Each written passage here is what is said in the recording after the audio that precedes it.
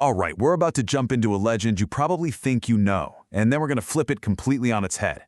We're taking this from a simple, spooky ghost story to the birth of a terrifying new cosmic god. Okay, let's get into it.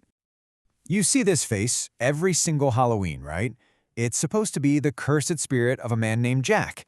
But the story we're exploring today asks a really wild question. What if that damnation wasn't the end of his story? What if it was just the beginning?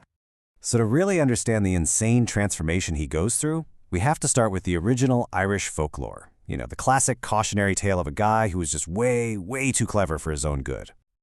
So, meet Stingy Jack. And let me tell you, this guy was no hero. He was a notorious drunk, a cheat, a total master manipulator. The sources say his entire life was like a rigged game, and he absolutely loved winning, no matter what it cost his soul. I mean, his reputation for being a trickster was so legendary, he faced the devil himself and won. Twice. First, he cons the devil into turning into a coin, then traps him with a crucifix to buy himself another 10 years. And a decade later, after his wicked ways only got worse, he does it again. This time he traps the devil up in an apple tree to get an eternal, unbreakable promise that hell would never ever claim his soul. So, here's the real kicker. Jack outsmarted the ultimate consequence, right? But in doing so, he completely hollowed himself out. A whole lifetime of selfish tricks left absolutely nothing of substance inside him. And so naturally, when he dies, he gets turned away from heaven. There was just zero goodness left in him. His soul was totally barren. Paradise, it turns out, has no room for a spirit that's built on nothing but empty winds. Okay, so his next stop should have been hell. But the devil, who was still fuming about being tricked twice, had to honor that unbreakable promise. The gates of hell stayed shut. Jack had absolutely nowhere left to go. And this is his real damnation. It's not about fire and brimstone. It's a sentence to just wander forever, aimlessly, in that gray, desolate twilight caught between everything.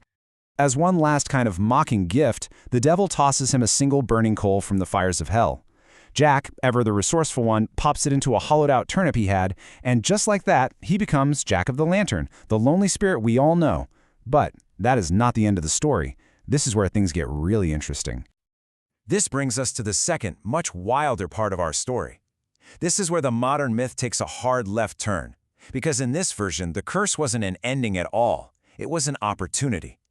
Jack's punishment became the very engine of his ultimate power.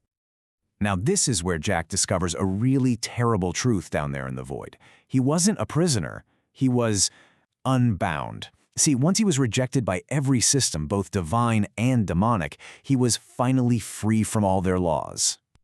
And this is the core concept that explains his whole transformation. He's not a saint, he's not a demon, he's what you could call a corrupted Ubermensch. A being who climbs to godhood, not by being good, but through pure, uncompromising, ruthless force of will. So how did he actually do it? Well, he took the very symbols of his damnation, the things that were meant to torture him, and he reforged them into the tools of his own ascension. This slide just lays it out so perfectly. Look at this philosophical judo flip. His eternal wandering is no longer a punishment. It's infinite freedom to move between any and all worlds. And that single sad burning coal, that became the spark of self-ignition, the idea that a strong enough will can create its own light, even in total darkness. And here is the moment it all changes. Drifting in that abyss, he finds the shattered, drifting essence of a fallen angel, a seraph, cast out of heaven. And in that light, he sees a kindred spirit, another rebel. But Jack doesn't pray. He doesn't ask for power. In an act of pure, audacious will, he just consumes it, fusing its divine energy with his own bottomless greed. The result is, well, a metaphysical explosion. That little coal in his lantern erupts into this green inferno, a whole new kind of power called pandemonium fire. And get this, it's a flame that doesn't just burn matter, it burns the very concepts of law, morality, and consequence.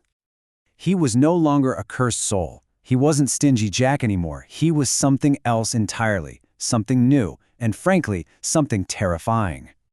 He literally sheds his old, pitiful names. Stingy Jack is dead. In his place rises Jack Sovereign. Jack of the Lantern becomes the Monstrum Unbound, and the cursed soul is now the Predator of the Absolute. How cool is that?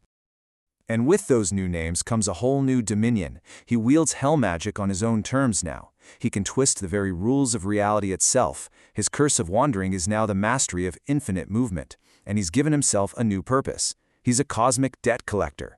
All debts, mystical, infernal, you name it, they now answer to him. So we're left with this really potent question. The old story of Jack-o'-lantern was a simple warning against a life of trickery and greed. But this new myth, it transforms that warning into a terrifying celebration of absolute, ruthless will.